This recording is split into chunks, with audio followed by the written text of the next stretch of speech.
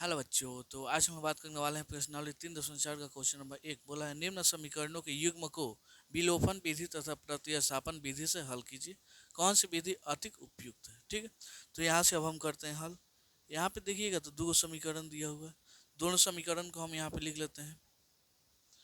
x plus Y equal to 5 और 2x-3y equal to 4। सबसे पहले हम हल करते हैं इसे प्रतिस्थापन विधि से, क्योंकि ये आपको पहले से भी मालूम है। ठीक है, तो आते हैं समीकरण, इसको लेंगे एक, इसको लेंगे दो। आते हैं प्रतिस्थापन विधि से।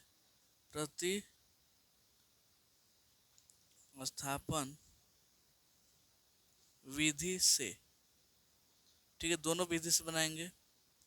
चलिए, तो प्रतिस्थापन में क्या होता है जी, एक को लेते हैं और एक्स का वैल्यू निकालते हैं। तो लेते हैं समीकरण एक से, समीकरण एक से यहाँ पे समीकरण एक कितना है, कितना जी, x plus Y equal to 5। यहाँ से एक्स का मान निकालिएगा तो यहाँ पे 5, वाई प्लस में इधर जाएगा तो माइनस में हो जाएगा। ये आपका हो गया, इसको मान लीजिए समीकरण 3। ठीक है, कोई दिक्कत नहीं। ये हो गया आपका समीकरण 3।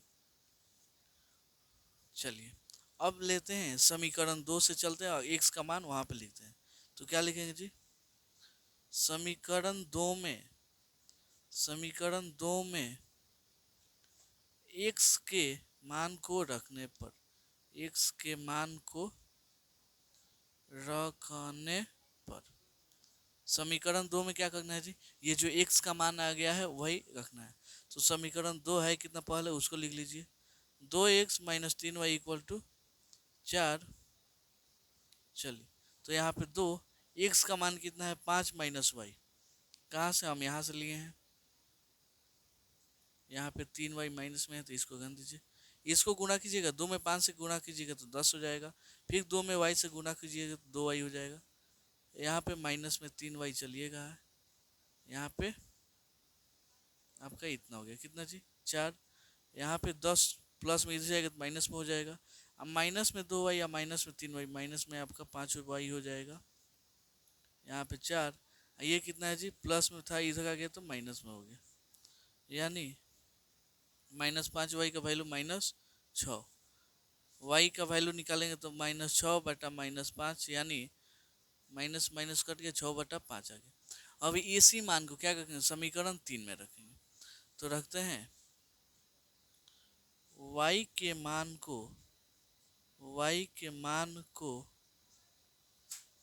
को समीकरण 3 में रखने पर, समीकरण 3 में, 3 यहाँ पे होगा, 3 में रखने पर, चलिए यहाँ पे y के मान को समीकरण 3 में रखने पर, समीकरण 3 है कितना जी, x equal to 5 minus Y.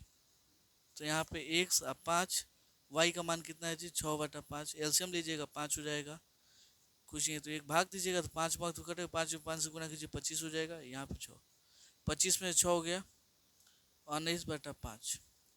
अतः आप यहाँ पे देख सकते हैं x का वैल्यू कितना है जी, 19/5, और y का वैल्यू कितना आ गया है जी, y का वैल्यू आपका यहाँ पे देखिएगा तो 6/5। यही आपका क्या हो जाएगा जी, आंसर हो जाएगा। अब आते हैं इसे, अब बनाते हैं विलोपन विधि से। चलिए, अब इसको थोड़ा सा हम ऐसे करते हैं, ठीक है। अब आते हैं विलोपन विधि से, विलोपन विधि से। विलोपन विधि में देखिए क्या होता है, हम x के चाहे y को हम क्या करते हैं, सेम करते हैं। तो यहाँ पे देखिए 2x है तो इसमें 2x कैसे होगा, इसमें 2 से गुणा करेंगे। तो लिखते हैं समीकरण एक में, समीकरण एक में 2 से गुणा करके, क्या जी, समीकरण एक में 2 से गुणा करके,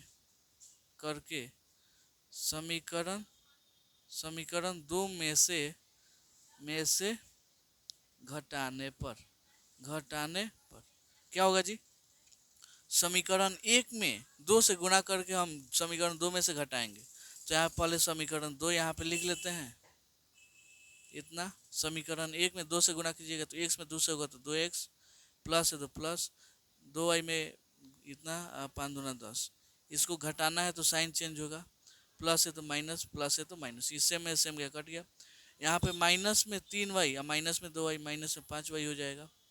यहाँ पे माइनस में 6 घटेगा, माइनस में 6 बटा माइनस में 5, माइनस माइनस खत्म, y का वैल्यू आपका कितना है 6 बटा 5। ठीक है, अभी इसी y के मान को हम किस में रखेंगे जी, इसी y के मान को हम समीकरण एक में रख देंगे।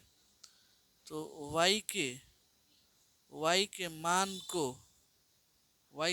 को समीकरण एक में रखने पर, ठीक है, समीकरण एक है कितना जी, x plus Y equal to 5, X Y का वैल्यू कितना है 6 बटा 5 है इक्वल टू 5।